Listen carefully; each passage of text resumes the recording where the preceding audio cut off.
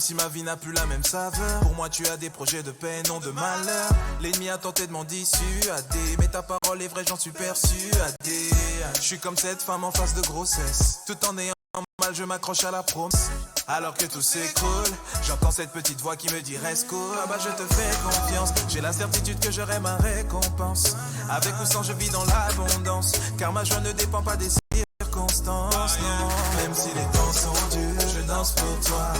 Je danse pour toi, malgré tout ce que j'endure. Je danse pour toi, je danse pour toi. C'est vrai que ce n'est pas facile, mais je danse pour toi. J'ai encore espoir en ma destinée. Je danse pour toi. Baba God, je danse pour toi.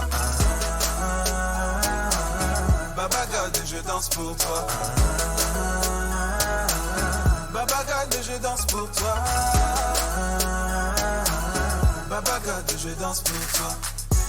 En toute chose, je me dis que ça ira. Quand je me rappelle que jamais tu ne failliras. Je ne me soucie pas de ce qui arrivera. J'ai foi que c'est en ma faveur que tu agiras. Tant que je croirai, je ne serai pas confus. Ce n'est pas pour souffrir que tu m'as conçu. Plutôt que rester dans l'angoisse, j'ai choisi de te célébrer, de te rendre grâce. Ah bah je te fais confiance, j'ai la certitude que j'aurai ma récompense. Avec ou sans je vis dans l'abondance, car ma joie ne dépend pas des circonstances, non. Même si les temps sont durs, je danse pour toi. Je danse pour toi, malgré tout ce que j'endure. Je danse pour toi, je danse pour toi. C'est vrai que ce n'est pas facile, mais je danse pour toi. J'ai encore espoir en ma destinée. Je danse pour toi. Je danse pour toi. Baba God, je danse pour toi. Baba God, je danse pour toi. Baba God, je danse pour toi. Certitude que j'aurai ma récompense. Avec ou sans je vis dans l'abondance, car ma joie ne dépend des circonstances. Baba, je te fais confiance.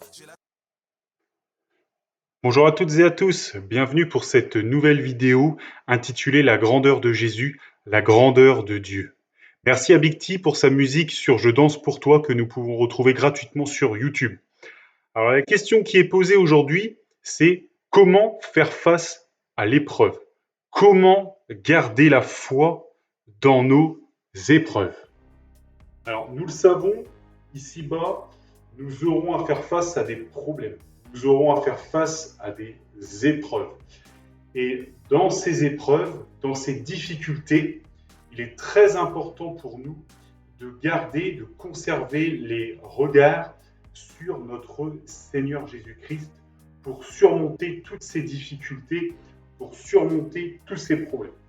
Alors aujourd'hui, je vais donc premièrement déjà positionner les règles de base sur le fait que nous aurons des épreuves, nous aurons des difficultés, vous lire certains versets que nous a donné notamment le Seigneur Jésus sur cela, et ensuite vous travailler avec vous sur comment faire pour conserver la foi dans ces difficultés, comment faire pour surmonter ces difficultés.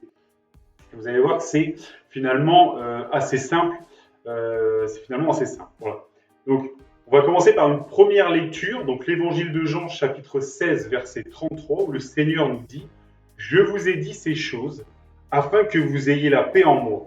Vous aurez des tribulations dans le monde, mais prenez courage, j'ai vaincu le monde. » Vous voyez, le Seigneur Jésus nous dit qu'en tant qu'enfant de Dieu, en tant que chrétien, nous aurons des difficultés, mais comme il a vaincu le monde, il faut que nous prenions courage et nous aussi nous vaincrons grâce au Seigneur. Merci Seigneur. Les problèmes, les difficultés font partie intégrante d'une vie de chrétien. C'est pas parce que vous êtes chrétien, c'est pas parce que vous croyez en Seigneur Jésus-Christ que vous n'aurez pas de problème. Justement, vous aurez des problèmes. Voilà. Et donc du coup, c'est bien ce que le Seigneur nous dit. Prenez courage. J'ai vaincu le monde. Il a surmonté toutes ces difficultés et tous ces problèmes. C'est une invitation aussi à les surmonter. L'évangile de Jean, chapitre 16, versets 1 à 3, nous dit « Je vous ai dit ces choses afin qu'elles ne soient pas pour vous une occasion de chute. Ils vous excluront des synagogues. et même l'air vient, et quiconque vous fera mûrir croira rendre un culte à Dieu. Et ils agiront ainsi parce qu'ils n'ont connu ni le Père ni moi. Vous voyez, les difficultés, les problèmes pour un chrétien peuvent aller tellement haut, si je puis dire, qu'ils peuvent aller jusqu'à tenter d'atteindre nos vies. Donc du coup, vous voyez, donc les problèmes et les difficultés sont bien là. Et on a malheureusement aujourd'hui des frères et sœurs dans certains pays, donc pas en France, mais en tout cas dans certains pays, qui souffrent de persécutions et de persécutions telles que ça va jusqu'à des meurtres sur leur personne. Ils sont tués. Voilà. Donc voilà jusqu'où peuvent aller les problèmes et les difficultés. Évangile de Jean, chapitre 15, verset 20, le Seigneur nous dit « Souvenez-vous de la parole que je vous ai dite, le serviteur n'est pas plus grand que son maître. S'ils m'ont persécuté, ils vous persécuteront aussi. S'ils ont gardé ma parole, ils garderont aussi la vôtre. » Donc encore une fois, le Seigneur qui nous dit « le Seigneur dit, lui qui est le maître, a eu des persécutions, et puisque lui, ils l'ont persécuté, ils vont aussi nous persécuter. » Voilà. Mais dans tout cela, il faut qu'on garde en tête toujours une chose. Vraiment, le Seigneur a vaincu. Le Seigneur, à la croix de Golgotha, a vaincu le péché. Il a fait face aux difficultés. Il a été crucifié, mais il est ressuscité. Et il règne à jamais. Alléluia, gloire à Dieu. Vous voyez, il a vaincu le monde. Il a vaincu les problèmes. Il a vaincu les difficultés. Donc, réfugions-nous derrière lui et nous vaincrons nos difficultés grâce à lui. Le psaume 34, chapitre 19, dit « Le malheur atteint souvent le juste, mais l'Éternel l'en délivre toujours. » Nous aimons les « mais » dans la parole de Dieu, mais vraiment, voilà, il nous en délivre. Dieu nous délivre de ses persécutions. Il nous délivre de ses problèmes. Oui, il y aura des difficultés, des persécutions, mais il sera là, il veillera sur nous, il nous en délivrera. Donc, gardons la foi en notre Seigneur Jésus-Christ, accrochons-nous de tout notre cœur, de toute notre âme à lui, malgré les problèmes, malgré les difficultés, car il nous en délivrera. Donc, on va prendre maintenant un nouveau réflexe que j'aimerais que l'on ait, que beaucoup aujourd'hui de pasteurs nous disent, effectivement, et c'est une clé qui est extrêmement importante. Ils nous disent « Ne regarde pas à la grandeur de ton problème ou de tes problèmes, mais regarde à la grandeur de Dieu. » Et ça change tout. C'est-à-dire qu'au lieu de regarder notre petit problème, qui pourtant est un problème, je ne sais pas, une panne de voiture, une maladie ou d'autres choses, si on regarde à ces problèmes-là, on va commencer à s'enliser dedans. Ce qu'il faut que l'on regarde, c'est à la grandeur de notre Seigneur. Tous les miracles qu'il a fait, tous les prodiges qu'il a fait.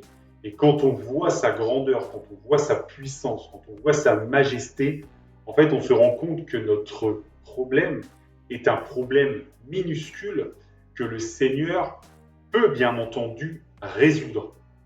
Et donc, du coup, ça change tout. Parce qu'au lieu de regarder le problème et de se rouler dedans, on regarde notre Seigneur parce qu'on sait qu'il délivre de tous les problèmes, de toutes les difficultés, de toutes les épreuves, difficiles ou moins difficiles. Voilà. Lui, il a bien sûr surmonté l'épreuve la plus difficile à la croix du calvaire. Donc, il a ressuscité, il a guéri des malades, il a ressuscité, par exemple, Lazare. Vous voyez, quand vous considérez ces prodiges, ces miracles, cette grandeur, vos problèmes vous semblent minuscules. Voilà. Même si, effectivement, il y a problème et que nous attendons la délivrance de notre Seigneur. Mais quand on voit les délivrances qu'il a opérées, nos problèmes vont être résolus. Voilà.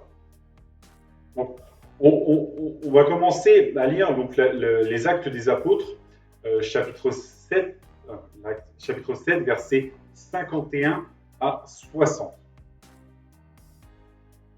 Alors, qui nous dit? Donc c'est Étienne qui est devant le Sanhédrin, devant les gens religieux, devant les Juifs religieux. Il dit, Homme au cou raide, incirconcis de cœur et d'oreille, vous vous opposez toujours au Saint-Esprit, ce que vos pères ont été, vous l'êtes aussi. Lequel des prophètes vos pères n'ont-ils pas persécuté? Ils ont tué ceux qui annonçaient d'avance la venue du juste, que vous avez livré maintenant et dont vous avez été les meurtriers. Vous qui avez reçu la loi d'après les commandements d'anges et qui ne l'avez point gardée. En entendant ces paroles, ils étaient furieux dans leur cœur et ils grinçaient des dents contre lui. Mais Étienne, rempli du Saint-Esprit et fixant les regards vers le ciel, vit la gloire de Dieu et Jésus debout à la droite de Dieu. Et il dit, « Voici, je vois les cieux ouverts et le Fils de l'homme debout à la droite de Dieu. » Ils poussèrent alors de grands cris et se bouchant les oreilles, ils se précipitèrent tous ensemble sur lui, le traînèrent hors de la ville et le lapidèrent. Les témoins déposèrent leurs vêtements aux pieds d'un jeune homme nommé Saül et lapidaient Étienne qui priait et disait « Seigneur Jésus, regarde mon esprit, reçois mon esprit. » Puis, s'étant mis à genoux, il s'écria d'une voix forte « Seigneur, ne leur impute pas ce péché. » Et après ces paroles, il s'endormit. Donc nous avons là un homme de foi, nous avons là un chrétien qui est devant le Sanhédrin, devant le lieu religieux des Juifs, qui, comme il prêche l'évangile, a de l'opposition. Il a des problèmes. Il rend témoignage tout de même au Seigneur Jésus-Christ dans ses difficultés, dans ses problèmes. Et vous voyez ce qu'il a fait,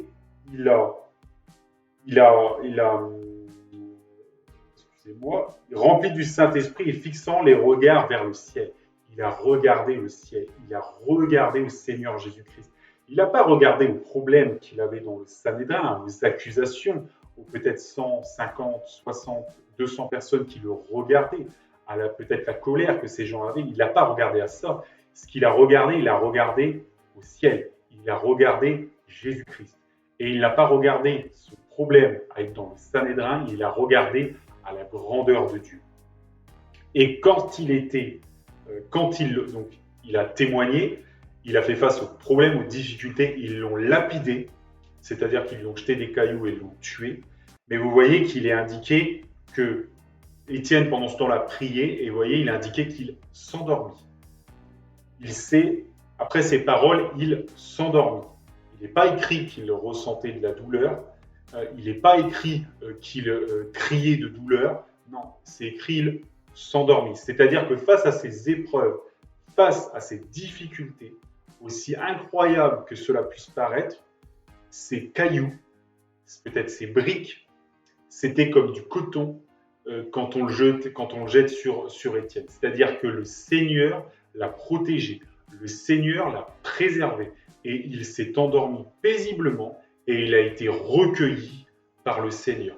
Merci Seigneur. Vous voyez, c'est un cas effectivement terrible de difficulté, d'épreuve qu'a fait face à Étienne, mais en regardant à la grandeur de Dieu et pas à la grandeur de ses problèmes, il a été assisté par le Seigneur, voyez, parce que l'Éternel nous délivre toujours des difficultés, des épreuves, et il s'est endormi, et il est monté au ciel.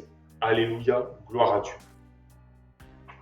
J'aimerais prendre un deuxième exemple dans l'Évangile de Matthieu, chapitre 14, versets 26 à 36, où il est ici fait état de Pierre, l'apôtre Pierre, qui marche pour rejoindre Jésus, qui marche sur l'eau pour rejoindre le Seigneur Jésus.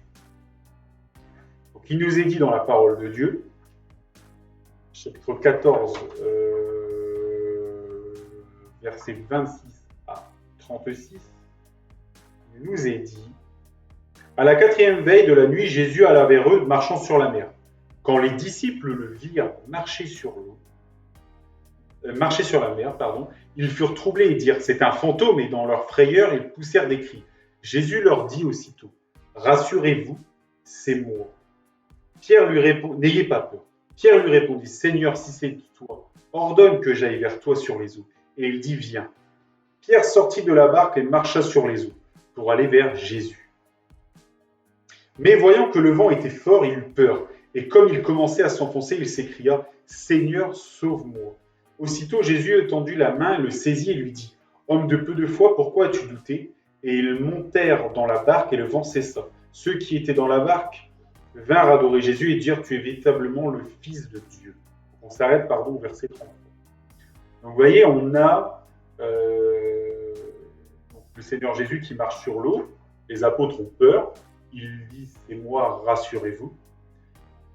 Pierre dit, si c'est toi, ordonne que j'aille vers toi. Il lui dit, viens. Pierre commence à faire quelque chose d'incroyable. Il commence à marcher sur l'eau et commence à rejoindre le Seigneur. Et à un moment donné, donc il regarde le Seigneur, il a les regards fixés sur le Seigneur. Et c'est comme ça qu'il marche sur l'eau. Parce que le Seigneur lui a dit, viens, il a cru en la parole. Et il marche sur l'eau. Et à un moment donné, il se rend compte des problèmes. C'est-à-dire qu'il ne regarde plus le Seigneur Jésus, il voit que le vent est fort. Il voit qu'il est au milieu de la mer. Et là, il se dit en lui-même, il réfléchit comme un homme. Et il commence à douter. Et il commence du coup à s'enfoncer. Il ne regarde plus le Seigneur Jésus. Il n'a plus les regards fixés sur la grandeur du Seigneur, sur la grandeur de Dieu. Il commence à avoir les regards fixés sur ses problèmes. Et en ayant les regards fixés sur ses problèmes, il s'enfonce. Il s'enfonce. Et il crie, Seigneur, sauve-moi. Le Seigneur, bien entendu, vient, l'attrape, le sauve, et il lui dit, homme de peu de foi, pourquoi as-tu douté? Pierre a douté parce qu'il a réfléchi comme un homme. Pierre a douté parce qu'il a regardé les problèmes. Il a réfléchi que le vent était trop fort, que ce n'était pas possible de marcher sur l'eau. Il a regardé tout ça, il a considéré tout ça et il s'est enfoncé.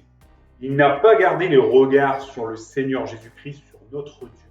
Et c'est pour ça qu'il s'est enfoncé. Donc, encore une fois, ne regardons pas à la grandeur de nos problèmes, ne réfléchissons pas à tous nos problèmes en nous disant mais comment c'est possible, comment on va s'en sortir, etc., etc. Regardons à la grandeur de notre Dieu, il nous délivrera de tous nos problèmes. Et il a même délivré Étienne qui se faisait lapider.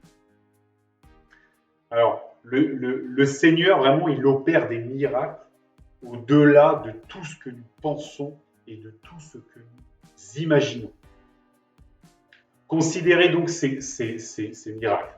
Il a été délivré, le peuple d'Israël, lorsqu'il était retenu captif en Égypte.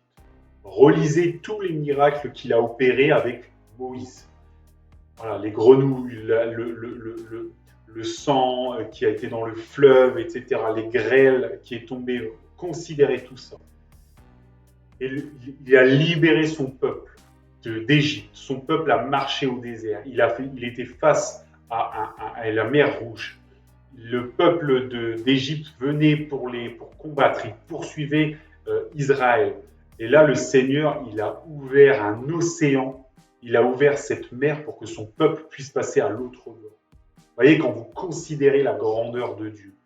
Voilà, pendant 40 ans, ces hommes et ces femmes ont été dans le désert et tous les jours, il les a nourris. Tous les jours, pendant 40 ans, ils ont marché, leurs souliers, leurs vêtements ne se sont pas usés. Il a pris soin d'eux pendant 40 ans. Vous vous rendez compte, dans un désert. David a fait face à un géant de plus de 2,70 m, c'était un enfant. Et pourtant, il a terrassé ce géant, il l'a vaincu parce que le Seigneur était là. Si on aurait réfléchi comme un homme, ce n'est pas possible d'ouvrir un océan. Si on réfléchit comme un homme, ce n'est pas possible qu'un enfant de 15 ans qui fait 50 kilos gagne contre un géant qui est habitué à la guerre, qui en fait 200. C'est juste que le Seigneur, lui, peut faire toute chose. Il est au-dessus de tout ce que nous pouvons penser ou imaginer. Donc oui, il nous donne la délivrance. Il nous donne la délivrance de manière extraordinaire. Donc confions-nous en lui, ayons foi en lui, gardons les regards sur lui. Les gens ont fait le tour de Jéricho pendant 7 jours. Et le 7e jour, la muraille est tombée. Vous voyez, tout ça, ce sont les miracles du Seigneur, des choses qui nous dépassent complètement. Mais nous, notre rôle, c'est d'avoir les yeux, le regard fixé sur le Seigneur. Considérez aussi cela, il a créé l'univers, le monde tout entier en 6 jours. Là, ça fait réfléchir. Il a tout créé. Aujourd'hui, les hommes commencent à comprendre les atomes, la fission nucléaire, etc., etc. Et tout ça, le Seigneur l'a créé en 6 jours. Et nous, il nous a fallu des siècles pour commencer juste à comprendre un petit peu. Donc, vous voyez, considérez donc la grandeur de notre Dieu. Considérez, il peut toutes choses. Un jour, vous pourrez reprendre ce passage, je ne vais pas le lire ici, dans le second livre des Rois, chapitre 7, versets 1 à 16, où on avait le peuple d'Israël à Jérusalem qui était entouré par un peuple qui était venu lui faire la guerre, et ils avaient tellement faim que c'était une famine terrible dans Jérusalem. Et Élie, un homme de Dieu, le Seigneur est venu et lui a dit, demain, il y aura en fait abondance de nourriture, il y aura abondance de blé, etc. Donc, bien entendu, quand l'homme de Dieu a annoncé ça, beaucoup de gens ont ri, parce qu'ils ont réfléchi comme des hommes. Comment c'est possible qu'on passerait en un jour d'une famine à une abondance où on a nos estomacs remplis? Eh bien, le Seigneur a fait fuir le peuple qui était venu attaquer Israël et ils ont laissé toutes leurs provisions. Et donc oui, il y a eu l'abondance le lendemain pour Israël. Vous voyez, donc les gens avaient un problème, ils avaient faim. Le Seigneur trouve les solutions. Au-delà de tout ce que nous pouvons penser ou imaginer, il leur a donné de la nourriture le lendemain. De la nourriture en plus, comme il y en avait tellement, c'était très bon marché. Alors qu'avant, pour manger un petit quelque chose, c'était vraiment hors de prix. Parce que forcément, il y en avait moins. Principe de l'offre et la demande. Donc, le Seigneur, vraiment, il a ressuscité Lazare, il a guéri les malades, on a Bartimée qui a recouvré la vue. Il y avait un paralytique qui lui a dit « Prends ton lit et marche ». Et il a marché, vous voyez. Le Seigneur, vraiment, alors que cet homme, ce qu'il voulait, c'était que l'ange descende dans l'eau pour pouvoir être guéri. Et le Seigneur lui a dit « Prends ton lit et marche ». Et hop, la guérison est arrivée. Vous voyez, c'est vraiment... il faut vraiment considérer, penser, se plancher dans la Bible, dans la parole de Dieu et voir tous les miracles, la grandeur de notre Dieu. Et comme ça, quand nous avons des problèmes, quand nous avons des difficultés, on a le réflexe de garder les regards fixés sur le Seigneur. Parce que le Seigneur, là où il y a un problème, le Seigneur va trouver des solutions dans nos vies. Voilà, parce qu'il a tout créé en 6 jours. N'importe quel problème, il a la solution. N'importe quel problème. Parce qu'il est tout puissant. C'est ce que ça veut dire. Dieu, ça veut dire tout puissant. Il peut tout faire. Donc, considérez bien cela, méditez bien cela, et ne regardez pas vos problèmes, ne vous prenez pas les pieds dans vos problèmes, mais regardez à la grandeur de Dieu. Dieu nous a appelés aussi, en son nom, à faire des miracles, à faire des prodiges. Il nous a dit, voici les miracles qui accompagneront ceux qui auront cru. En mon nom, ils chasseront les démons, ils parleront de nouvelles langues, ils imposeront les mains sur les malades seront guéris. S'ils boivent quelques breuvages mortels, ils ne mourront pas. Et ils marcheront sur toute la puissance de l'ennemi. Vous voyez, le Seigneur nous a donné cette autorité dans le nom de Jésus pour faire ces miracles. Il est tout puissant et il est grand, bien entendu. Il fait ces miracles, il nous donne à nous qui sommes enfants de Dieu, à nous qui avons cru, à nous qui croyons, la capacité de faire ces miracles. Alors ne réfléchissons pas comme des hommes, regardons à notre Seigneur Jésus-Christ, à ses miracles, et mettons-nous en marche aussi pour faire notre part dans le plan de Dieu, selon son dessein. Épître aux Éphésiens, chapitre 3, versets 20 et 21, nous dit « Or à celui qui peut faire, par la puissance qui agit en nous, infiniment au-delà de tout ce que nous demandons ou pensons à lui, au-delà de tout ce que nous demandons ou pensons, à lui soit toute la gloire dans l'Église et en Jésus-Christ. » Vous voyez, il peut faire au-delà de tout ce que nous pensons ou imaginons. Donc oui, ayons foi en Dieu, regardons à la grandeur de Dieu et notre Seigneur nous délivrera avec des solutions qui nous dépassent complètement. Alléluia, gloire à Dieu. Que Dieu vous bénisse dans le nom de Jésus et que toute la gloire lui revienne.